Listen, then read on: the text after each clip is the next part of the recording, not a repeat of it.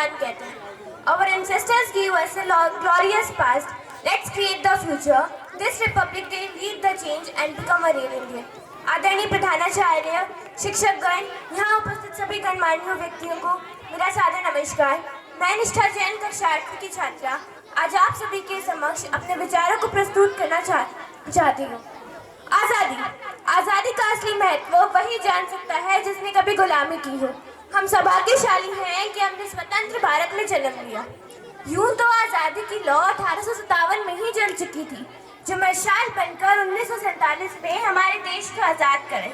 प्राचीन, मध्यकालीन व वर्तमान भारत के उदाहरणों से स्पष्ट करना चाहूंगी कि जब हम फिरंगियों के फेरे में फंस गए थे, तो रंग दे बसंती चोला की एक आवाज पर टोलों के टोले उमड़ाते थे। वंदे मातरम की एक आवाज सुनकर खून में आने वाला 5-5 डिग्री का तूफान अंग्रेज शासकों की जड़ें हिला दिया करता था। लोग मर जाते थे, मिट जाते थे, फांसी चढ़ जाते थे, तो वो भी अपनी देशभक्ति साबित कर रहे होते थे, क्योंकि ये उस दौर की देशभक्ति की कसौटी थी। उसके बाद 62, 65 व 71 के युद्धों में अपना सुहाग गवा देने वाली औरतें जब घर के हालात ये हो जाया करते थे कि प्यार भी भरपूर गया, मांग का सिंदूर गया, बाप की कमाई गई, भाई की पढ़ाई गई, पता ही नहीं चला, ऐसा एक विस्फोट हुआ कि पूरे जिस्म की कई बोटियां चली गई।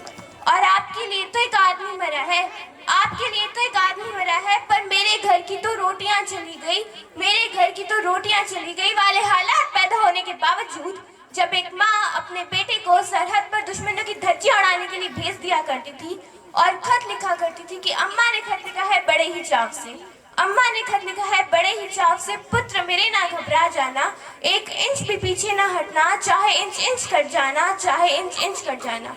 इस तरह पूरा परिवार अपनी देशभक्ति साबित कर रहा होता था। तब देश बलिदान मांगता था, तब देश लड़ जाने को, मिट जाने को, फांसी चढ़ जाने को कहता था। किंतु आज देश बलिदान नहीं मांगता, आज देश लड़ जाने को, मिट जाने को, फांसी चढ़ जाने को नहीं कहता, बल्कि मेरे विचारों में यदि कोई व्यक्ति अपना कार्य पूरी ईमानदारी, लगन व निष्ठा से करे तो वही सच्चा देशभक्त है और यही सच्चा राष्ट्र प्रेम है।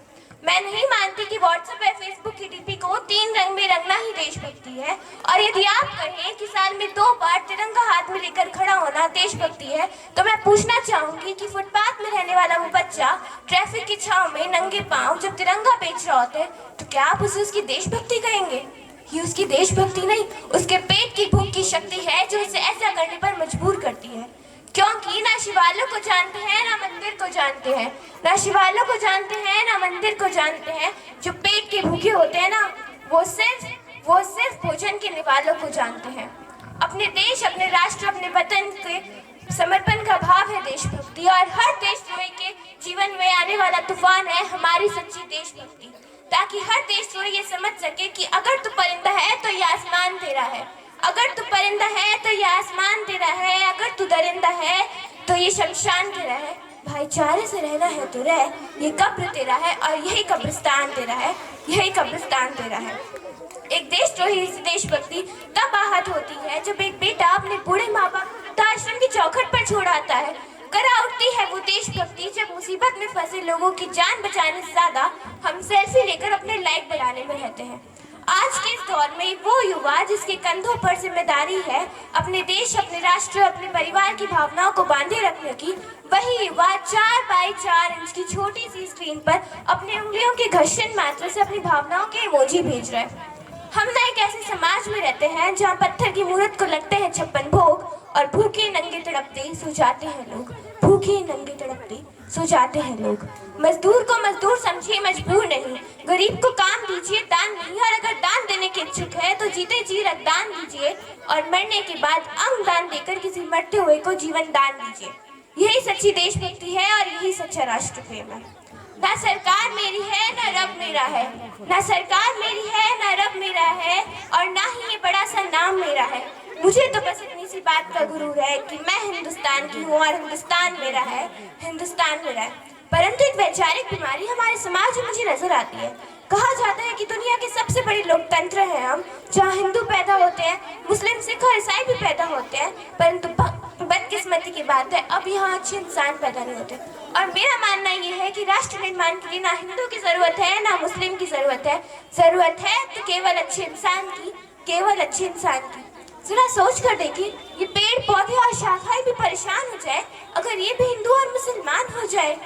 सोच कर देखिए कि पेड़ पौधे और शाखाएं भी परेशान हो जाए अगर ये भी हिंदू और मुसलमान हो जाए। एक शैक्षिक बीमारी भी हमारे समाज में मुझे नजर आती है। जिस देश ने पूरे विश्व को तक्षशिला और नालंदा देकर विश्वविद्यालय शिक्षा की बुनियाद रखी, आज वहीं विश्व के 100 श्रेष्ठ विश्वविद्यालयों में हमारा एक भी विद्यालय खड़ा नहीं हो पाता। जहाँ एक और हमारे पास IIT, IIM और NIT जैसे शिक्षा संस्थान है, तो वहीं दूसरी ओर देश के गरीबों को बेरोजगारी की जमात में खड़ा करने के लिए उनके हाथ में सर्व शिक्षा अभियान का झुंझुना पकड़ा दिया जाता है। और मैं बता दूं कि शैक्षिक बीमारी की केवल एक ही वजह है, वो है हमारे देश की शिक्षा नीति, जो केवल 2 तरह के लोगों के लिए बनती है। एक वो जो विद्वान है और दूसरे वो जो धनवान है।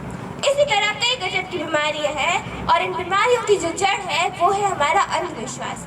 जब तक इस देश के युवा अपनी सफलता के लिए मंदिर में जा जाकर नारियल फोड़ कर भगवान को रिश्वत लगाते रहेंगे, तब तक ना तो इस देश से अंधविश्वास जाएगा और ना ही राष्ट्र निर्माण संभव हो पाएगा। मेरे विचारों में राष्ट्र निर्माण के लिए महिलाओं को पूजा नहीं बल्कि उनकी इज्जत करनी चाहिए। सामाजिक आरक्षण पर नहीं बल्कि सशक्तिकरण पर बात करनी चाहिए।